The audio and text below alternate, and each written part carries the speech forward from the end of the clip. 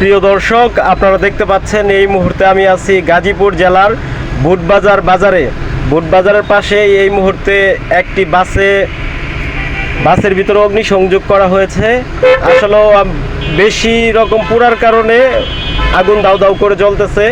সেজন্য আসলে আমি বুঝতে পারলাম না যে বাসটার নাম কি পরিবহন। তো অ্যাকচুয়ালি কেন আগুন দেওয়া হয়েছে, এই যে দেখতে পাচ্ছেন আগুন ধাউ ধাউ করে জ্বলছে।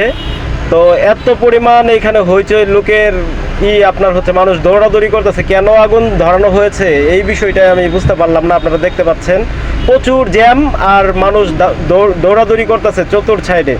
তো এই জায়গাতে আমি যে আমার গাড়ি পার্কিং